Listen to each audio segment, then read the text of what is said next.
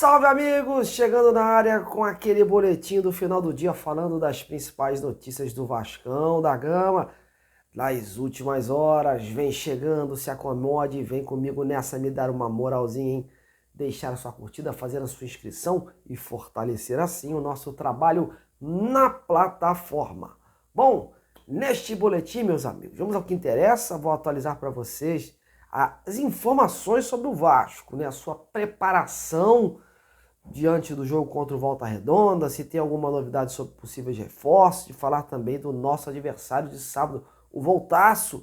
Vou te colocar a par de como chega o Volta Redonda para esse compromisso em Cariacica, que será um mar cruzmaltino nas arquibancadas. A torcida capixaba deu mais um show, deu um exemplo, esgotou os 20 mil ingressos colocados à venda e promete assim incentivar o time do início ao fim. Lembrando que o Vasco vai ficar hospedado num hotel lá na Praia do Canto, antes de ir para Cariacica e fazer esse duelo aí com o Volta Redonda. E para este compromisso, meus amigos, o Ramon vem adotando aí certo mistério quanto à escalação.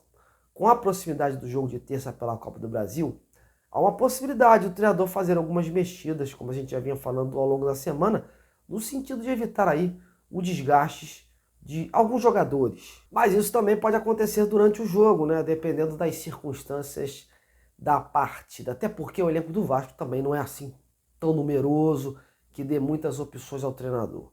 Provavelmente o Ramon não deve manter contra o Volta Redonda aquele esquema com 3 zagueiros, né? Deve deixar um time mais solto, né? Mais para frente. Uma mudança certa é na lateral direita. O Paulo Henrique, meus amigos, ele foi amarelado, né, contra o Botafogo e ele está suspenso. E a dúvida está aí, justamente, entre dar uma chance ao Pumita Rodrigues ou descolar aí, colocar ali o Rojas nesse setor. O Ramon gosta muito do Rojas, né, atuando naquela posição. E ele pode então ganhar uma oportunidade. Já o Pumita é um jogador assim mais ofensivo, mas não está com tantos créditos assim como o Rojas tem com o Ramon. Na zaga, João Victor e o Medel, né, que ficaram de fora contra o Botafogo por suspensão, devem, a princípio, retornar. Já a Meiuca, né, com grandes possibilidades de mudança. O garoto esforça pode fazer aí a sua estreia. Resta saber se ele vai sacar o Zé Gabriel ou vai avançar um pouco mais o Galdames para pisar na área e deixar o esforço ali com o Zé Gabriel, mantendo ali o Payet flutuando junto com o David e o Verratti lá na frente. Enfim, são muitas possibilidades, até porque também o Ramon, ele tem um grupo na mão, ele confia nesse grupo aí, né? E mesmo que ele lance aí alguns jogadores, como o próprio Adson, o Rossi, enfim, alguns jogadores aí que ele dê algumas oportunidades, então tem essa confiança. A princípio, o Ramon adota essa cautela,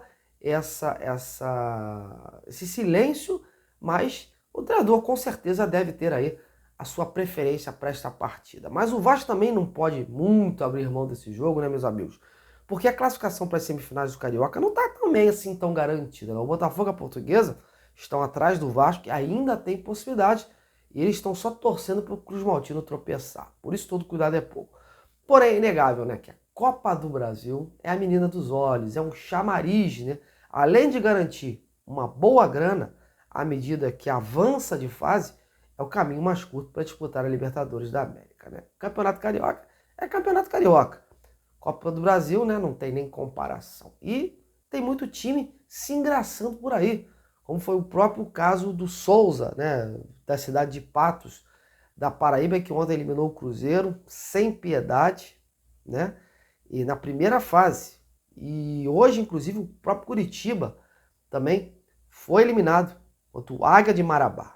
Para vocês verem a situação como está a Copa do Brasil. Curitiba que era o favorito, óbvio.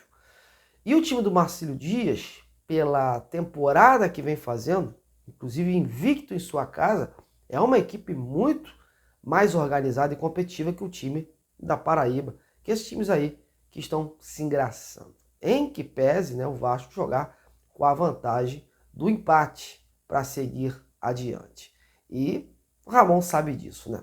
Diante do Botafogo, mesmo com aquela vitória de 4-2, o treinador continuava ali esbravejando, gesticulando muito, cobrando os jogadores, mostrando que quer empenho, que não quer salto alto, que quer um time aí vibrante em campo, buscando os gols, o resultado a todo momento. Então, não se contentar com pouco, né, digamos assim. E é isso, os jogadores vêm incorporando, né, a mentalidade dos dias e tendo aí o tal sangue nos olhos para driblar qualquer adversidade que venha pela frente.